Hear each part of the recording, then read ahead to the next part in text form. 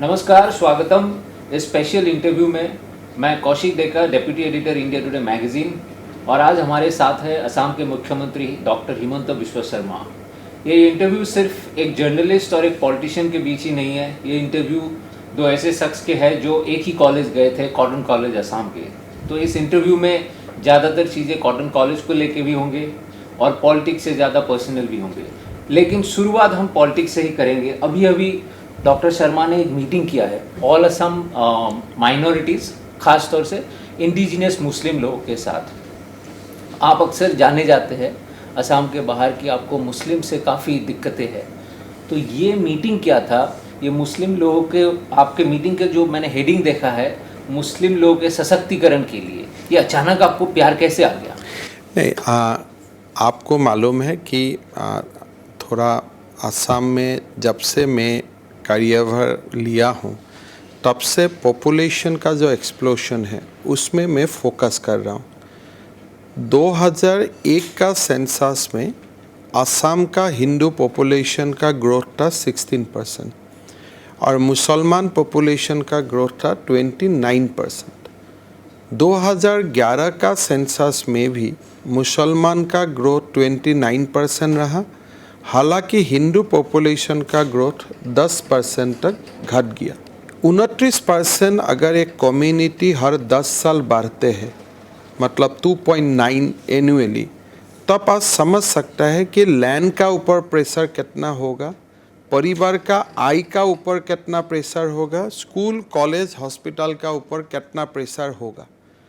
तो ये एक हमारा सामाजिक समस्या बन चुका है। असम का अगर एमएमआर का हो, आईएमआर का हो, न्यूट्रिशन का हो, गरीबी का मापजोग है, अगर ये 35-37% पॉपुलेशन को आप बाहर रखते हो तो हम one of the best performing state. लेकिन जब ये लोग को तो आप बाहर नहीं रख सकता है, इसलिए वो असम का ही है। जब हम ये समाहित करके पूरा असम का यर्डस्टिक लेता हूँ तब हम बॉटम से 5 नंबर तक पहुँच जाता हूँ। तो ये सामाजिक समस्या का निवारण जरूरी है। तो हमने एक पॉपुलेशन पॉलिसी बनाया जिसमें इंसेंटिव भी है, डिसइंसेंटिव भी है। डिसइंसेंटिव पार्ट तो सरकार करेगा, लेकिन इंसेंटिव पार्ट कम्युनिटी से होना जरूरी है। तो इसीलिए आज असम का जो इंडिजिनस मुस्लिम रिलीजियस लोग हैं, खास करके डॉक्टर, इंजीनियर, जितना इंटेलेक्चुअल है, प्रोफेसर, सबका साथ मेरा वार्तालाप हुआ और सब ने ये बोला कि हम आपका प्रयास को सपोर्ट करेगा। तो आगे जाके अभी 8 सब ग्रुप हमने बनाने का निर्णय लिया। एक हेल्थ का ऊपर, एक एजुकेशन का ऊपर, एक पॉपुलेशन कंट्रोल का ऊपर, एक स्किल डेवलपमेंट का ऊपर, एक फाइनेंशियल इंक्लूशन का ऊपर, एक महिला का सशक्तिकरण का ऊपर। तो आगे जाके ये ग्रुप काम करेगा जो मुसलमान कम्युनिटी से ही होगा, खाली मेंबर सेक्रेटरी सरकार से होगा। ये सारा सब ग्रुप का रिपोर्ट हमको 3 महीना में मिल जाएगा। इसका बाद हम एक लंबा रोड मैप बनाएगा जिससे हमारा ये सामाजिक समस्या का थोड़ा निवारण हो। और ऑब्वियसली अगर इस प्रोसेस में मुसलमान लोगों का सशक्तिकरण होता है उसमें तो हम लोग सब वेलकम करता हूँ, उसमें तो हमको अच्छा ही लगेगा। एक तरह से आप क्या ये बोलने की कोशिश कर रहे हैं कि असम जो नीति आयोग के इंडेक्स में सबसे नीचे पाया गया है, इसके जिम्मेदार मुसलमान लोग ही है? क्योंकि आप इलेक्शन से पहले कहते हो कि मुझे मियाँ का वोट नहीं चाहिए। आप जब यहाँ पे कहीं रेप होता है, कुछ होता है, अगर उनमें क्रिमिनल, किसी डॉक्टर की पिटाई हो जाते हैं, अगर वो जो एक्यूज्ड है वो एक्यूज्ड है, अभी तक क्रिमिनल नहीं, उनके आप नाम ट्विटर पे दे देते हो, कहीं ना कहीं आप तो मुसलमान ग्रुप को विलीफाई कर रहे हो। ये आपके क्रिटिक्स बोल आप लोग, आप मेरा ट्विटर को पूरा फॉलो करना चाहिए। कोई हिंदू भी रेप करता है, मैं हिंदू का नाम भी डाल देता हूँ। अभी तक मैंने तो आपको देखना चाहिए। थोड़ी दिन पहले हमारा एक पुलिस कांस्टेबल राजबाबू सिंह है, वो ड्रग्स का साथ इन्वॉल्वमेंट था, उनका भी बारे में हमने लिखा हूँ। तो ऐसा कोई नहीं है कि हिंदू का बात आप नहीं लिखेगा अगर गलत काम करता है, खाली मुसलमान का नाम लिखेगा, वो सही नहीं है। लेकिन अनफॉर्चुनेटली 1 महीना में थोड़ा जो डॉक्टर वाला कांड हुआ वो कांड मुसलमान से हुआ, लेकिन साथ साथ में हिंदू से भी जो कांड हुआ है उसको भी मैंने वही शक्ति से निपटने का कोशिश किया हूँ, नंबर 1। नंबर 2, मैंने पब्लिकली स्टेटमेंट भी दिया हूँ कि क्रिमिनल कोई रिलीजियस से बिलोंग नहीं करता है, सो क्रिमिनल को क्रिमिनल का तरफ देखना चाहिए। अगर मैं कोई क्रिमिनल का नाम ट्विटर में अपलोड करता हूँ तो उसमें हमारा मीडिया का दोस्त लोग ने उनका पीछे जाके रिलीजन देखना नहीं चाहिए। नंबर 3, हम ये बोलने का कोशिश है हमारा मुसलमान ही नहीं है, इवन हमारा टी गार्डन का जो सामाजिक मानदंड है एसडीजी में हम पीछे होने का वो भी एक बहुत बड़ा कारण है। तो मुसलमान जिम्मेदार नहीं है, टी गार्डन जिम्मेदार नहीं है, लेकिन मुसलमान का बीच में जो प्रॉब्लम है, दरिद्रता होगा, गरीबीपन होगा, थोड़ा सा आप बोल सकता है कि जो एक रिलीजियस एक्सट्रीमिज्म होगा, कारण जिम्मेदार है, आदमी जिम्मेदार नहीं है, रिलीजन जिम्मेदार नहीं है। ये आपने बहुत महत्वपूर्ण बात बोली है। अब वापस जाते हैं आपके बचपन तक, आपके पॉलिटिकल जर्नी पर। आप तो एक तरह से अभिमन्यु जैसे है, जैसे कि माँ के पेट में ही सब कुछ सीख के आए। 10 साल की उम्र में पॉलिटिक्स में कौन जाता है, कौन आंदोलन करता है? क्या था कि आप 10 साल की उम्र में खेलने कूदने के समय में आप सड़क पे नारा लगा रहे थे, पॉलिटिक्स कर रहे थे, ये क्या चक्कर था? एक्चुअली थोड़ा आप मेरे से छोटे हो, लेकिन इशू यही है कि हमारा जो बचपन था, तो हमारा एक समय था, उसी समय बिकॉज मैं 1969 में मेरा जन्म हुआ और 1979 में असम एजिटेशन शुरू हुआ। 78 से ही असम एजिटेशन का शुरुआती दौर शुरू हो गया था। तो मैं एक आपका ही नेटिव प्लेस है पाटासार कुची, उसमें मैं अपना नाना का घर गया था। जब नाना का घर टीहू है, टीहू से पाटासार कुची शायद 10 किलोमीटर दूर है, एरिया वही है। तो उस स्कूल में एक आंसू का मीटिंग हुआ था, तो मैं मीटिंग देखने के लिए मुझको मेरा अंकल लेके गया था। तो एक समय आया, किसी ने मुझको बोला आप भी 2 शब्द बोलिए, तो मैं 2 शब्द वहाँ बोल दिया। तो उसी से बोलने का एक सिलसिला शुरू हुआ। जब आंसू का बहुत बड़ा एजिटेशन स्टार्ट हुआ, हमारा गुवाहाटी में जजेस फील्ड रहा, तो जजेस फील्ड में वी यूज टू डू सत्याग्रह। 20,000 25,000 लोग बैठा रहता था, तो एक का बाद एक लोग भाषण देता है, तो उसमें सब लोग मुझको बुला के मुझको भाषण देने लगा देता है एज ए साइल, मतलब बच्चा एक भाषण दिया है और बच्चा का दिल में भी आसाम के लिए क्या है, तो ये लोगों को बताने के लिए ऑर्गेनाइजर लोग हमेशा मुझको भाषण देने के लिए बोलता था। आप स्टार कैंपेनर तब से ही थे? तब से मैं एक प्रकार से वो बन गया। तो जब भाषण देते हो, भाषण सुनना भी पड़ता है, तो भाषण सुनते भाषण देते हम एजिटेशन में कोट पड़ा। और जब 85 में असम एकॉर्ड्स साइन हुआ, 7 साल ऐसा एक दिन नहीं गया जो दिन हम आंसू का कुछ ना कुछ काम नहीं किया होगा। मतलब हर दिन गुवाहाटी यूनिवर्सिटी से आंसू का स्टेटमेंट पॉकेट में भरा के, हर असम में तब 4 न्यूज़पेपर था, हर न्यूज़पेपर का पास ले जाना, कोई अगर जेल में है जेल तक टिफ़िन लेके जाना, आंसू का कार्यालय में बैठ के अगर आप गेस्ट आया है उनको रिसीव करना, फिर एजिटेशन आज पिकेटिंग है, धरना है, अनशन में है, वो बैठना। तो 78 का शायद नवंबर दिसंबर से 85 का 15 अगस्त तक वो एक जीवन रहा। तो क्या ये बचपन में ये सब करते करते तभी आपके मन में आ गया था कि सिर्फ मैं पर्चा ही नहीं बांटूंगा, एक दिन मैं खुद भी ये राजपाट तो गलत शब्द है, लेकिन देश के स्टेट के मुख्यमंत्री बनूंगा? क्योंकि अभी न्यूज़ में आया था आपने कॉलेज में ही अपने होने वाले वाइफ को बोला था कि मैं मुख्यमंत्री बनूंगा एक दिन, यही कह के आपने उनको इम्प्रेस करने की कोशिश किया था? ये क्या था? ये फेंका था या सच में आप सोच रहे थे? वो स्टोरी ऐसा नहीं था। एक्चुअली बचपन से मेरा पिताजी मुझको बोला था कि तुम एक अच्छा एडवोकेट बनो। तो मेरा जो सपना था एक एडवोकेट बनना अच्छा, और in the due process of time कभी राजनीति आना। लेकिन 1991 में मेरा जीवन में ऐसा कोई घटना हुआ जो घटना का कारण मैं और मेरा एक जीवन का कोर्स का बहुत बड़ा चेंज हुआ। उस समय का मुख्यमंत्री हितेश्वर सैकिया जी से मेरा संबंध बहुत नज़दीक हो गया। मैं कांग्रेस में नहीं था, लेकिन उनका साथ पहले व्यक्तिगत दौर पे, बाद में उन्होंने बोला कि आप पार्टी में आ जाओ। तो उसी से मेरा पॉलिटिकल लाइफ शुरू हुआ 1992 से। मैं सामाजिक जीवन में था, मैं आंदोलन में था, लेकिन मेरा सपना हमेशा एक अच्छा वकील बनना ही था। मुख्यमंत्री बनूंगा, ये बीबी को ऐसे ही वो हुआ क्या, वो भी जब मैंने पहला चुनाव का जो प्रिपरेशन हुआ, मैंने पहला चुनाव 27 साल में लड़ा। तो 23 साल में 26 साल में I think I fought first election in 1996। Around 1993 तब घर से भी प्रेशर था, खास करके उनका घर से, कि शादी कर लो। वो क्या करता है, वो तो वकील बनना था, अभी तो कॉन्स्टिट्यूंसी में घूम रहा है, तो उनका फ्यूचर क्या है।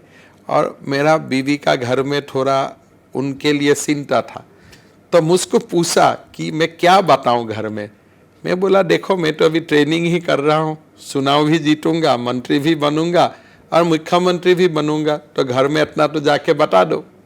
मुझे तो एक बात का शक है, क्योंकि आप थोड़ा बहुत एस्ट्रोलॉजी भी करते हैं, थोड़ा बहुत जानकारी है। 2009 में, ये शायद किसी को पता नहीं, प्राइवेटली आपने एक प्रेडिक्शन किया था मेरे सामने। आप खुद के बारे में नहीं, एक दूसरे पॉलिटिशियन के बारे में, जो आज जाके प्रधानमंत्री बन के बैठा हुआ है, नरेंद्र मोदी जी के बारे में आपने 2009 में ही प्रेडिक्ट कर दिया था। ये क्या था? ये एस्ट्रोलॉजी था या आप कुछ और सोच के? देखिए, मैं पॉलिटिक्स बहुत क्लोजली ऑब्जर्व करता हूँ। 2009 में मैं कांग्रेस में था जी। और 2014 इलेक्शन में मैं मोदी जी को, बिकॉज मैं कांग्रेस में था तो मैं अपोजिट कैंप में भी था। लेकिन जब 2009 में मोदी जी सेकेंड टाइम, मेरा जितना मैं रिकलेक्ट करता हूँ, सेकेंड टाइम गुजरात का सीएम बना था, उसी समय मेरा एक पॉलिटिकल रीडिंग में किया था कि गुजरात में उस समय जो अपोजिशन था उसका बीच में ही जब वो दूसरा बार जीता, तो मेरा लगा है कि अभी मोदी जी का जर्नी अनस्टॉपेबल है। तो एक वो पॉलिटिकल आकलन था, वो कोई ज्योतिष नहीं था, पॉलिटिकल आकलन था। जो भी है, मैं इसके बाद आपके साथ अलग से बैठूंगा, क्योंकि दो बड़े प्रेडिक्शंस आपके सही है। बचपन में आपने और एक काम किया था, एक्टिंग किया था। आप वो हाथी के ऊपर बैठ के, अभी भी हाथी के ऊपर ही बैठे हुए, एजीपी के साथ आप सरकार बना रहे, ये छोड़ क्यों दिया आपने? नहीं, मेरा जो रुचि था डिबेटिंग में, मैं कॉटन कॉलेज का ओर से डिबेट करता था। हालांकि मैं स्कूल से ही मैं डिबेट करता था, कॉलेज में वो डिबेट का सिलसिला जारी रहा। और गुवाहाटी यूनिवर्सिटी का यूथ फेस्टिवल हो या कॉटन कॉलेज का कंपटीशन हो या सारा असम का कॉलेज का कंपटीशन हो, मैं एक अच्छा डिबेटर का हिसाब से मेरा उस समय नाम था। डिबेट का साथ साथ मैं पोएट्री को रिसाइट करके मुझको बहुत अच्छा लगता है। वो स्किल मेरा पिताजी ने मुझको सिखाया था। साथ साथ में मैं ड्रामा भी करता था, ऑल इंडिया रेडियो में ड्रामा करना, एक फिल्म भी करने का मौका मिला, और स्टेज में भी मैं काफ़ी ड्रामा कर चुका हूँ। तो ये सब हॉबी साथ में चलते रहा। लेकिन जब चुनाव में चला गया 1992 में, मैंने जैसे बोला लाइफ का ट्रांसफॉर्मेशन हो गया, उसी से वो एक्स्ट्रा करिकुलर सारा जो लाइन था थोड़ा दब गया। लेकिन अभी भी मैं चुनाव में जो सभा करने जाता हूँ, कोई ना कोई एक रिलेवेंट सिचुएशन का ऊपर एक पोएट्री कंपोज करके इसको रिसाइट करना एक मेरा भाषण का एक कंपोनेंट है और वो कंपोनेंट अभी भी है। लेकिन कौन सा काम टफ है, नेता का या अभिनेता का? अभिनेता को नेता का एक्टिंग करना पड़ता है और नेता को रियल लाइफ में काम करना पड़ता है। मेरा अपना माने एडवोकेट में प्रोफेशन में था 10 साल। भारत में नेता बनने का या मंत्री बनने का, एमएलए बनने के लिए जो साधना करना पड़ता है और बनने का बाद हर दिन जो कष्ट करना पड़ता है, मेरा हिसाब से ये बहुत ही टफ जॉब है, बहुत ही टफ काम है। तो ये इस लाइन में रहना और समाज के लिए काम करना और ये जो समाज व्यवस्था है उसमें आपको टिकते रहना, ये बहुत टफ काम है। लेकिन आप पॉलिटिक्स में रह के नेता होके अभिनय करते हैं, मतलब पॉलिटिक्स में ज़रूरी नहीं होता है? देखिए, एक समय अलग बात है। नेता बहुत नेता को मैंने देखा हूँ अभिनय करने का, लेकिन मेरा जो अपना अनुभव है, नेता को अभिनय नहीं करके अपना लाइफ को पूरा ट्रांसपेरेंट रखने से आपको प्रीमियम ज़्यादा मिलता है। जैसा अगर आप किसी से कैजुअली आप बात करता है, कैमरा देखने से भी आप कैजुअली ही बात करो, आजकल लोगों को वो पसंद है। जैसे ये जो होता है ना आजकल टीवी बिग हाउस जैसा करता है कि बिग बॉस जैसा होता है, तो आप जैसा हो ऐसा ही हो। तो मेरा अनुभव है, आप अभी लोग ड्रामा करने से, लोग यंग जनरेशन इतना स्मार्ट हो गया, 1 मिनट में बोल देता है ये बेटा ड्रामा कर रहे हैं। तो इससे अच्छा है आप जैसा हो ऐसा ही आप लोगों का सामने आओ, तो शायद लोग आपको ज़्यादा अप्रिशिएट करेगा। ये मेरा अपना व्यू है। एक बात बताइए, आपके पास लॉ का डिग्री है, आपने पॉलिटिक्स में ऑनर्स मास्टर्स किया है, उसके बाद आपने पीएचडी भी किया है, पॉलिटिक्स में आप सफल हो, मुख्यमंत्री तक बन गए, चक्कर क्या है ये? आप किताब भी लिख चुके हो, 4 किताब। आप क्या चाहते हो कि सारे प्रोफेशन आप ही समेट लोगे, दूसरों के लिए कुछ नहीं? अभी तो वकालती में दूसरा के लिए छोड़ दिया हूँ। मैं ऐसे पीएचडी करना, डिग्री लेना, ये तो किसी का रास्ता में रुकावट नहीं है। तो एक ही होगा कि मैं अपना कॉन्स्टिट्यूंसी में एमएलए हूँ तो दूसरा वहाँ एमएलए नहीं बन सकता है, या मैं आज एक मंत्री का कुर्सी में था, एक शेयर कम से कम मैं ऑक्यूपाई करके रखा हूँ, या सीएम का शेयर आज ऑक्यूपाई करके रखता हूँ। लेकिन मेरा हिसाब से आपका सामने जो लोग दिखाई देता है, जो आपसे ज़्यादा कुछ कर पाएगा, आपको छोड़ देना चाहिए उनके लिए। तो कल अगर कोई ऐसा शख्स आएगा जो आपको लगेगा कि आपसे बेहतर मुख्यमंत्री बन तो आप एक मिनट बिना प्रश्न करते हुए, अगर आपको लगे कि ये व्यक्ति आपसे एफिशिएंट है और आसाम के लिए वो अच्छा ज़्यादा करेगा आपसे या मुझसे, मेरा ये मानना है कि आपको तुरंत छोड़ देना चाहिए। वो भी एक बहुत बड़ा नेता का, वही भी एक अपना ताकत है। लेने के लिए जितना आपको ताकत चाहिए, छोड़ने के लिए आपको ज़्यादा ताकत चाहिए। वो ताकत आप में है, होना चाहिए। है कि नहीं चाहिए मैं तो आजमा के नहीं देखा हूँ, बट वो ताकत होना चाहिए। छोड़ना हमारा भारत का परंपरा में त्याग सबसे बड़ा, आपका एक जीवन का सबसे बड़ा पावर है। अगर मेरा पास है कि नहीं मैंने आजमा के नहीं देखा हूँ, इसलिए मेरा तो यह कुर्सी 1 महीना हुआ है, तो अभी तो आप इसको लेके मत जाइए, थोड़ा दिन रहने दीजिए। अभी कोई संकट नहीं है आपके कुर्सी में। लेकिन जब वो इलेक्शन हो रहे थे, कई सारे बातों में ये बात दब गया था, लेकिन मैंने कई बार सुना था, आप बोल रहे थे कि मैं बाइक दूंगा लड़कों को, वो वहाँ तक ठीक था। फिर बोले बाइक में लेकिन वो चीज़ मत बिठाना, सिर्फ अपने माँ और बहन को। ये क्या चक्कर है? ये असम में ऐसे बातें होते नहीं थे पहले। ये क्या आप ज़्यादा बीजेपी बनने की कोशिश कर रहे हो? वो नहीं, मेरा सिंपल बात है, अगर चुनाव में आप बोलेगा कि लड़का को बाइक देगा, तो पिताजी माताजी क्या बोलेगा? ये तो मेरा लड़का को खराब कर देगा। मेरा तो मुझको तो वोट पिताजी माताजी का भी चाहिए ना। खाली लड़का का वोट मिलने से भी नहीं होगा। तो इसीलिए माताजी को तो बोलना सही है ना कि आपका बेटा को मैं जरूर बाइक दूंगा, लेकिन आपका बाइक का इस्तेमाल खराब नहीं होगा, या जो भी है एकेडमिक पर्पस के लिए ही इस्तेमाल होगा, कॉलेज जाना कॉलेज में आना। तो मुझको तो दोनों वर्ग का वोट सही है ना, तो आपको बैलेंस करके बोलना पड़ेगा। और साथ करके लड़के लोग भी मेरा ऊपर नाराज नहीं होगा, इसलिए मैं लड़की को भी स्कूटी दे रहा हूँ। तो आप पिताजी को भी खुश करो, माँ को भी खुश करो, लड़की भी खुश करो, लड़का को भी खुश करो। थोड़ा और थोड़ा मैं बोलने से वो लोग अपना अगर गर्लफ्रेंड है, मैं नहीं बोलूँ कि आप गर्लफ्रेंड करो, लेकिन अगर आपका गर्लफ्रेंड है थोड़ी वो ना मैं बोलने से वो गर्लफ्रेंड को बाइक में नहीं उठाएगा। ये तो एक अपना ऑडियंस का साथ रिश्ता कायम करना, मेरा हमेशा ये एक आइडिया रहा कि जब मैं जो बात बोलूं उस बात में पिताजी को लगे कि ये मेरा घर का बेटा है, छोटा भाई को लगे कि ये मेरा बड़ा भाई है, बड़ा भाई को लगे ये मेरा छोटा भाई है।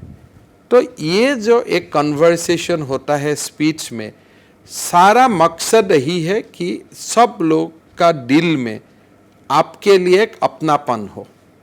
इससे पता चलता है नेता को अच्छा अभिनेता बनना भी बहुत जरूरी है। वो अभिनेता नहीं है। अब आपके शासन पे आते हैं, ये हमने देखा है कि जब से आपने सत्ता संभाला है, यहाँ के पुलिस फोर्स बहुत एक्टिव हो गए हैं। वो ड्रग्स के पकड़ रहे हैं, कोई रेप हो रहा है तो 24 घंटे में रिजल्ट दिखा रहे हैं। यहाँ तक कि किडनैपिंग हो चुके हैं, जो एक गंभीर सिचुएशन है कि 2-3 किडनैपिंग हुए हैं, लेकिन किडनैपिंग से या तो रेस्क्यू हो गया है, ये चमत्कारी बात है, या दूसरी हमने देखा है कि आप अपील करते हो उल्फा के commander in chief Paresh Barua से, और वो भी बड़े दोस्ताना दिखा के रिलीज भी कर देते।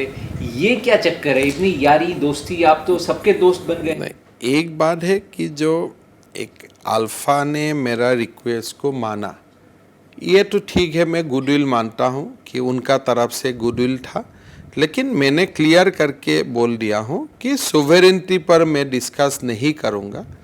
आपका गुडविल स्वीकार्य है, वी वेलकम योर गुडविल, लेकिन मैं मेरा फंडामेंटल जो प्रॉमिस है, ओथ है, जिसका सहारे में जो ओथ को लेते हुए मैं कुर्सी में बैठा हूँ, I will not compromise with the sovereignty of the country.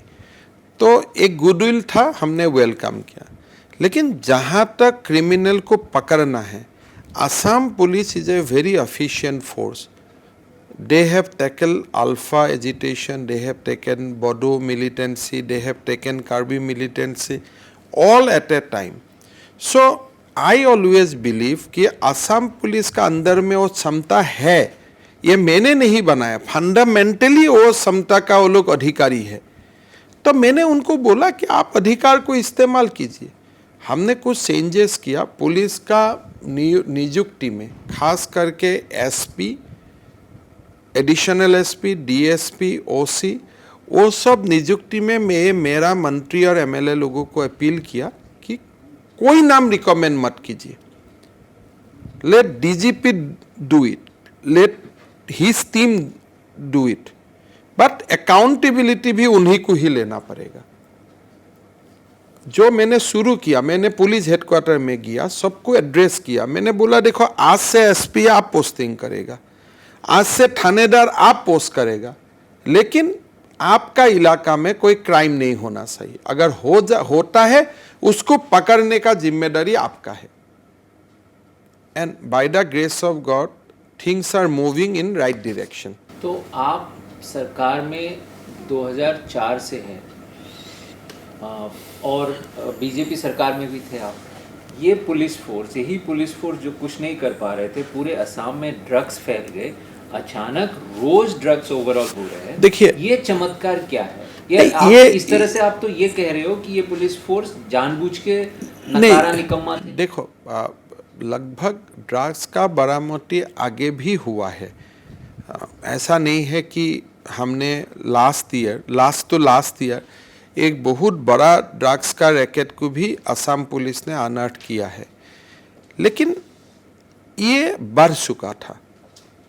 अभी ये मेरा सरकार का दिन में बढ़ा, कब बढ़ा, कैसे बढ़ा, मैं पोस्टमार्टम नहीं करूँगा, लेकिन ये हकीकत है कि असम फॉर्म ए कॉरिडोर, पहला यही था कि म्यांमार से ड्रग्स आते हैं और असम होते हुए मेनलैंड चला जाता है, लेकिन over the years from corridor we have become a consuming state, उसको रुकवाना जरूरी था।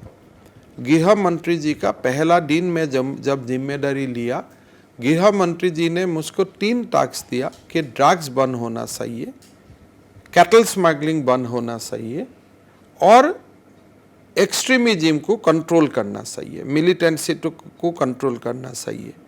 तो मैं मेरा दायित्व का निर्वहन करने का कोशिश कर रहा हूँ।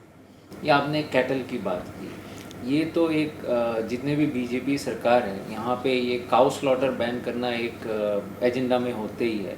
असम आपको भी पता है, यहाँ के कई एक ह्यूज परसेंटेज ऑफ लोग बीफ खाते हैं और असम के नेबरिंग स्टेट्स में भी खाते हैं।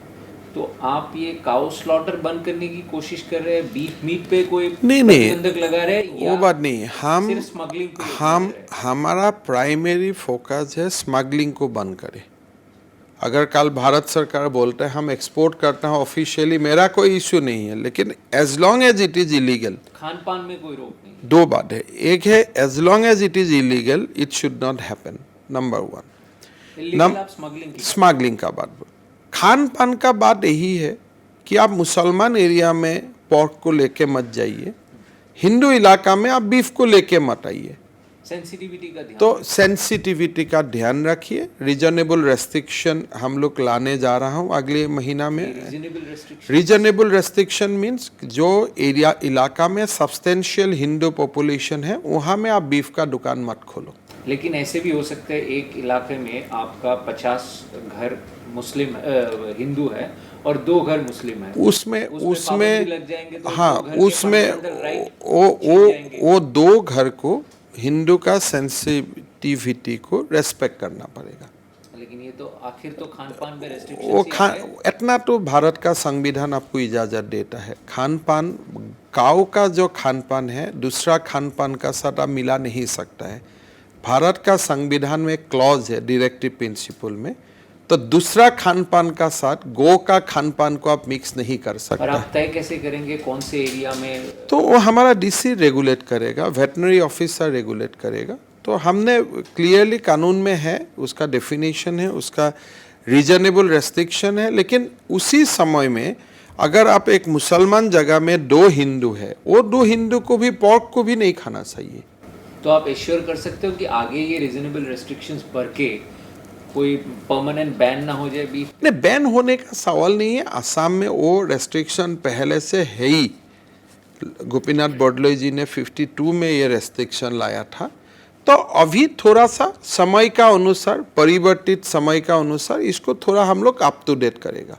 लेकिन आप कृपा करके खान पान का साथ, मोमो का साथ बीफ को मिक्स मत कीजिए। ये थोड़ा, भारत का संविधान मोमो खाने का पूरा अधिकार आपको देता है, लेकिन जहाँ तक बीफ का बात है, सेंसिटिविटी एंड ग्रेजुअली तो पोर्क मोमो भी बंद हो जाएगा कई जगहों। पोर्क मोमो भी बंद होना चाहिए, मुसलमान इलाका में नहीं होना चाहिए। आई एम फॉर, उस सब में हम कम्युनलिज्म नहीं करता हूँ। अगर if you are respecting Hindu sensitivity, respect Muslim sensitivity also. अभी मैंने देखा है आपके पिछले 1-1.5 महीने के शासन में कई बार आपने सर्बानंद सोनोवाल जी की बहुत प्रशंसा की है, उनके शासनकाल की, उनके गाइडेंस की, उनकी आपके मंत्रीगण भी उनके पास जाते हैं, इतने तारीफ कर रहे। वो अगर इतने ही अच्छे थे तो उनके कुर्सी पे आप क्यों बैठ गए? देखिए, पहला बात, सर्बानंद सोनोवाल जी का शासनकाल को जो मैं प्रशंसा करता हूँ, और प्रशंसा का भी मैं भी पात्र बन जाता हूँ, इसलिए वो मंत्रिमंडल में मैं था और मैं हूँ। जहाँ तक मुख्यमंत्री का सवाल है, ये कॉल सेंट्रल लीडरशिप को लेना था। हम लोग दोनों का बीच में आपस में आपस में एक भाईचारा का संबंध है। तो मुख्यमंत्री का निर्णय सेंट्रल लीडरशिप को लेना था, वो लोग लिया।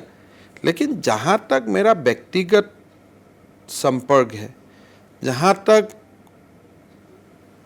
उसका जब सरकार सोनोवाल जी का नेतृत्व में चला था, उस समय जो अच्छा काम हुआ था उसको बोलने में आपको कोई कंजूसी नहीं करना चाहिए, इसलिए वो भी तो बीजेपी का ही सरकार था। और जो अच्छा नहीं हुआ आप बोलेंगे? और क्यों नहीं बोला है? अच्छा जो नहीं हुआ मैं भाषण में ही बोलता हूँ कि इतना काम हम कर नहीं पाया, बिकॉज उस सरकार में भी एंकोरिंग का काम तो मेरा ही पास था। एज ए जब फाइनेंस मिनिस्टर था, बजट देने का बात था, असेंबली में रिप्लाई देने का बात था, तो मैं सोनोवाल जी का सामने ही बोलता था, देखिए 5 साल में हम लोग को एनआरसी को रिजॉल्व करना था, नहीं हो पाया, हमको ये काम करना था, नहीं हो पाया, लेकिन ये 2 नहीं हो पाया, लेकिन 10 हमने किया। तो ये तो एक अपना सरकार हो, अपना परिवार हो, एक अपना अंदर में तो हमारा शॉर्टकमिंग्स, मेरिट्स, डीमेरिट्स का ऊपर तो चर्चा होना ही चाहिए। तो इशारे में आपने बोल दिया कि सोनोवाल जी आपसे बेहतर नहीं है जिनको आप कुर्सी दे सकते हो, जो अभी थोड़ी देर नहीं, पहले वो बात नहीं है। आप जो बोलता है कि central leadership has decided for the time being कि मुझको चीफ मिनिस्टर बनना चाहिए, लेकिन वही सेंट्रल लीडरशिप का काल वो भी अधिकार है बोलने का कि हिमंत जी हो गया आपका, अभी आप थोड़ा साइड स्टेप कर दीजिए दूसरा को लिए। तो we are here at the pleasure of the parliamentary board. तो पार्लियामेंट्री बोर्ड का काल दूसरा भी पार्लियामेंट्री बोर्ड निर्णय कर सकता है। तो इसलिए मुझको ये कुर्सी दिया मतलब कोई मुझको परमानेंट ठेका नहीं दिया है। तो I am also on notice. कल मुझको भी बोल सकता है कि हिमंत जी अकाल से आप पार्टी का काम करो। सब प्रोबेशन में है और होना चाहिए बस। पेंडेमिक जब चल रहा है पूरे स्टेट में, मैंने देखा है आप हर जगह पहुंच जाते हो। मैं लास्ट ईयर जब आप हेल्थ मिनिस्टर थे आप हर जगह थे। इस साल मैंने देखा है आप कभी क्रिमेटोरियम में हो, कभी आईसीयू में हो, कभी पेशेंट के साथ हो, कभी पेशेंट को खुद ही रिलीज कर रहे हो। ये बात बताइए, आप क्या कैमरा पर्सन को भी सोने नहीं देते हो? आप तो खुद घूम रहे होते हो। नहीं, मैं सोचता रहता हूँ ये कैमरा पर्सन आपके साथ मैं तो कैमरा लोगों को बहुत मना करता हूँ, इसलिए मेरा टीवी में आने का, कैमरा में आने का बहुत शौक नहीं है और मेरा तो झगड़ा ही लग जाता है, इसलिए मैं ये बहुत ज़्यादा इंटरव्यू देना नहीं चाहता हूँ। लेकिन हाँ, आप ये थोड़ा सा जो भी बोल सकता है, जहाँ भी जाता हूँ थोड़ा फेसबुक कर देता हूँ, इसलिए लोगों को मन में होना चाहिए कि आपका रिप्रेजेंटेटिव क्या कर रहा है।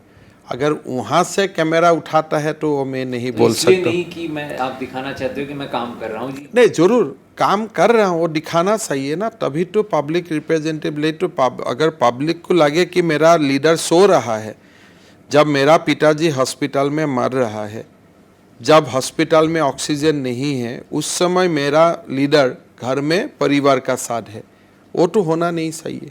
असम के बाहर शायद बहुत लोगों को पता नहीं है, आपने अभी बोला, आप बोलते हो कि कैमरा के लोग आना नहीं चाहिए, लेकिन ये पता नहीं कि आपके पत्नी एक न्यूज़ चैनल के अधिकारी है और आप एक अखबार भी चलाते हैं, मैगजीन्स भी है।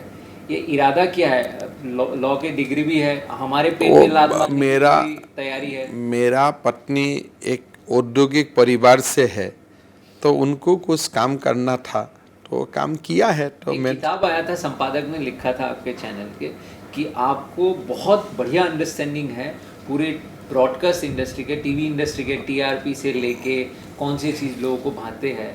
एक्चुअली बीच में मैं अनएम्प्लॉयड हो गया था। तरुण गोगोई जी का जब मंत्रिमंडल से मैंने इस्तीफा दिया और जब तक बीजेपी ज्वाइन नहीं किया, उस 1 साल इसलिए मैं बिजी रहता हूँ। सडनली मेरा पास काम कम हो गया था, तो उस समय मैं थोड़ा मेरा वाइफ को हेल्प करने का कोशिश किया। और एक बार आप जब जाते हैं अंदर, तब थोड़ा बहुत तो मालूम हो ही जाता है। तो आपके कुर्सी सुरक्षित रहना हमारे लिए फायदे में है, नहीं तो फिर से अनएम्प्लॉयड हो जाओगे तो हमारी वो बात ठीक है, लेकिन एक काम कर रहा है तो वो सक्सेस हो रहा है तो ठीक है, उनको मेरा गुड विशेस है। आपने अभी सीएमओ जो आपके ऑफिस है 24/7 कर दिया है कि अब कभी बंद ही नहीं होगा। ये मोदी जी ने नारा लगाया था, ना खाऊंगा ना खाने दूंगा। आप क्या ये नारा लगाना चाहते हो, ना सोऊंगा ना सोने दूंगा? नहीं, देखिए क्या है, असम में फ्लड होता है, फ्लड का तो समय नहीं होता है। कोविड का समय तो नहीं होता है, तो night also play a very significant role. कभी कभी एक रात में आपका तंत्र सो जाने से बहुत बड़ा काम हो सकता है। तो इसलिए मैं कोशिश करता हूँ कि कम समय सोना, ज़्यादा समय अलर्ट रहना। लेकिन ह्यूमन हिसाब से तो आपको 6-7 घंटा तो सोना पड़ता है, 5-6 घंटा जो भी है। उस समय भी कम से कम मेरा कार्यालय में फ़ोन को रिसीव किया जाए, रिप्लाई हो जाए, कुछ डॉक्यूमेंट आ गया तो मेरा पास पहुंचाया जाए। तो एक बेसिक जो काम है वो चलते रहे। दूसरा मेरा एक आदत है, अगर मैं तोड़ से आता हूँ, रात 12 बजे भी पहुँच जाता हूँ, मैं ऑफिस में आके पेंडिंग वर्क डिस्पोज करने का कोशिश करता हूँ। ये कहाँ है? बहुत सारे आईएएस ऑफिसर ने बोला है आप 2-1 बजे तक जाके रखते हो। नहीं, वो ज़रूरत है, होता है कि इसलिए मैं 3 दिन नहीं हूँ, तो आके एक बार डिस्पोज कर दिया, आपको नींद भी शांति से आएगा। तो इसीलिए एक स्केलेटन स्टाफ, ऐसा नहीं है कि पूरा सीएमओ 24 आवर्स रहता है, लेकिन एक स्केलेटन स्टाफ काम करते रहता है। लेकिन मकसद क्या है? मतलब ये हो सकता है कि रात को कोई प्रॉब्लम हो गया, क्योंकि मैंने एक नोटिस किया है, आपने हर वक्त आपको कोई ट्वीट करता है कि मैं इस सड़क से उस सड़क तक नहीं जा पा रहा हूँ, आप किसी ऑफिसर को अपॉइंट कर देते हो कि ये काम निपटा दो। किसी का हॉस्पिटल में एडमिशन नहीं हो रहा है, किसी का स्कूल में नहीं हो रहा है, कोई दुकान में जाके कोई तकलीफ़ हो रहा है, सब आपको ट्वीट करते हैं और आप ट्वीट का जवाब भी दे देते हो। ये आपका फ़ोन एडिक्शन है या काम करने का ऐसा ही स्टाइल है? नहीं, हमारा सीएमओ में हमने काम को बांट लिया हो। पीपल इन डिस्ट्रेस, उसको मदद करना। एक डिस्ट्रेस है परमानेंट कि मेरा पिताजी का कैंसर हो रहा है, इलाज चल रहा है, ये थोड़ा डिस्ट्रेस है, लेकिन by this time family has adopted that distress. लेकिन तुरंत मेरा बीवी का अभी डिलीवरी का समय है, एम्बुलेंस मुझको नहीं मिल रहा है, तो somebody should help her or him in distress. So CMO में एक विंग है जो डिस्ट्रेस को एड्रेस करने का कोशिश करता है, इमीडिएट डिस्ट्रेस लेकिन को। आपको नहीं लगता अगर ऐसे छोटे जो नॉर्मल कोर्स में हो जाना चाहिए वो नहीं होता है उस समय। आप होता है तो ये नहीं, ये डिस्ट्रेस ऐसा है जो होगा वो किसी को मालूम नहीं है। मतलब एक जो डिस्ट्रेस होगा, अभी कोविड हुआ है तो कोविड में ऑक्सीजन का कमी होगा, उसको निपटने का काम सिस्टम मस्ट डू इट। लेकिन कभी ऐसा है कि तुरंत मुझको कर्फ्यू है, एक जगह से मुझको एक जगह जाना है, तो एक जब सीएम का ट्वीट रहता है कि डीजीपी प्लीज अलाउ, तो ओसी उनको जाके तुरंत इसका टेक केयर करेगा। तो एक है जो डिस्टेंस है, need to be mitigate then and there, उसमें मैं ट्विटर में आ जाता हूँ। अभी तो आप मास्क में हो, मास्क सामने है, इंटरव्यू के लिए आपने मास्क उतारा, आप फेमस हो गए थे या इनफेमस हो गए थे इलेक्शन से पहले? आपने कहा नहीं है तो नहीं है, कोविड नहीं है ऐसा में बोल दिया। बस उस समय वही सत्य था। आपके मजाक उड़ाए गए? नहीं, वो मजाक उड़ाने वाला, देखिए उसमें हर लोग को ये बोलना चाहिए कि एक पॉलिटिशियन क्यों बोले, कारण क्या है। उस समय कांग्रेस ने ये अफवाह छोड़ दिया था कि तुरंत इलेक्शन का बाद लॉकडाउन होगा, और लॉकडाउन से लोग डरता था कि इसलिए गरीब लोगों का प्रॉब्लम होता है, और ये हमारा खिलाफ जा रहा था। लोगों का मन में था कि लॉकडाउन हो जाएगा, तो उसको एम्फेटिकली मुझको डिनाई करना था, तो मैंने डिनाई किया। भाई अभी असम में कोई कोविड ही नहीं है, मास्क भी पहनने का जरूरत नहीं था। ऐसे बोलने पे लोग उसमें कहा ये आपको यही बोलना है कि लालन तब का एक इंटरव्यू से असम का लोग सुनेगा? असम का कितना लोग लालन तब को जानते हैं? तो ये एक सोचने का तरीका है कि एक लालन तब में आप और मैं इंटरव्यू में एक सब बोल दिया। नहीं, देखिए जो लोग इसको पब्लिश है, नहीं, जो लोग इसको पब्लिश करता है वही लोग तो ज्यादा डैमेज करता है विदाउट कॉन्टेक्स्ट। आप काट के वही पर्सन निकाल दो, आप एडिट करके वही पर्सन बाजार में छोड़ दो। ये एक पूरा होलिस्टिक इंटरव्यू था। नहीं, लल्लन टॉप ने कोई काट को नहीं, लालन टॉप ने कान तो लालन टॉप का गलती नहीं है, लेकिन लालन टॉप से जो मेरा एग्रीमेंट हुआ था, इंटरव्यू का एग्रीमेंट हुआ था, उसी में जो 2 मिनट का बात इनसिग्निफिकेंट था, बाद हुआ था अजमल का बारे में बोलने का, बाद हुआ था सुनाव का बारे में बोलने का, वो मार्क्स का बारे में बात करने का बाद ही नहीं था। अभी बात हमने दिखाया, लल्लन टॉप ने दिखाया, आपने दिखाया, लेकिन आपका दोस्त ने, काटपीट बाकी देखिए, लोगों ने की। आपका दोस्त ने पहला बात जो प्राइमरी इंटरव्यू का स्ट्राइकिंग पॉइंट्स था, जो अच्छा हुआ है, कोई इंटरव्यू में गलती नहीं था, ये भी बात मैं बोला हूं, मैं थोड़े बोला हूं, मैं नहीं बोला हूं, लेकिन उसी को बार बार सलाना, दूसरा को सलाना, और जो लोगों का असम में बात मालूम भी नहीं था, वही लोगों का कृपा से तो यहाँ तक बात आया, तब तक मुझको बोलना पड़ा कि 5 मार्क्स पहनो। तो इसको हमने तो कोई कॉन्टेक्स्ट में बोला था, भाई कांग्रेस ये हवा दे रहा है, तो एक कॉन्टेक्स्ट था, लेकिन एक फैशन हो गया है, भाई वो ऐसा बोला है मजाक उड़ाओ। लेकिन हम लोग मजाक उड़ाने वाला पॉलिटिशियन नहीं है, we talk substantial things, and COVID का साथ कैसे फाइट करना है, क्या करना है, वो तो हम भी थोड़ा बहुत तो सीखा हूँ, लेकिन जो हकीकत था उस समय असम में कोविड प्रतिदिन 60, 50, 20 उसी रेंज में आ गया था। एक अगर आपके इंटरव्यू लिया जाए और एक सवाल ना किया जाए तो इंटरव्यू कंप्लीट नहीं होता है। राहुल गांधी जी के साथ आपका बहुत याराना है। अब मुझे ये बात बताइए, आज फाइनली बता ही दीजिए, आपको राहुल गांधी जी से गुस्सा किस बात तक का था? ये कुर्सी ना देने का या बिस्किट ना मिलने का? नहीं, बात ऐसा है, राहुल गांधी एक हमारा उस समय लीडर था। आप जब मोदी जी का घर में जाते हो तब आपको मन में मोदी जी का एक प्रतिबिंब लेके जाते हो कि आप वहाँ जाएगा, दो सब आप सीखेगा, आपका लीडर है, आपको बोलेगा कैसा है हेमंत, घर कैसा है। तो आप अभी मेरा पास आया है, एक तो एक्सपेक्टेशन लेके आया है कि एक साथ कॉलेज में पढ़ता था या एक ही कॉलेज का था, तब बाद में तो कुछ पर्सनल वार्म होगा। ऐसे आने से कौन है आप, कहाँ से है, इंडिया टुडे में कैसा है, कौन है, तो आप ये तो आपका मन में तो एक्सपेक्टेशन है कि मेरा खिलाफ भी लिखे, फॉर भी लिखे, जो भी लिखे, लेकिन आने से कौशिक कैसा है ये कम से कम मैं खबर करूँगा, या मैं भी वो एक्सपेक्टेशन आपसे रखूँगा जब आपका कार्यालय में मैं जाऊँगा।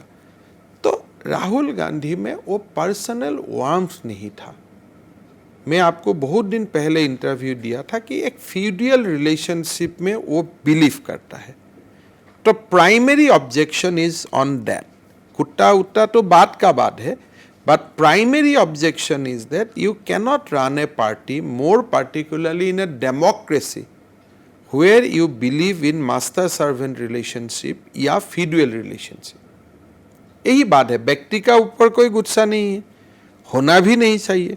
और अगर आज राहुल गांधी चेंज हो जाता है and he start respecting his cadres, ordinary party workers like me at that point of time, I will be happy. हर व्यक्ति का जीवन में संस्कार होना चाहिए, लेकिन जब पेपर मीडिया बोलता है ना अभी चेंज हो गया, अभी चेंज हो गया, वो नहीं। हृदय से परिवर्तन होने से वो भी अच्छा है।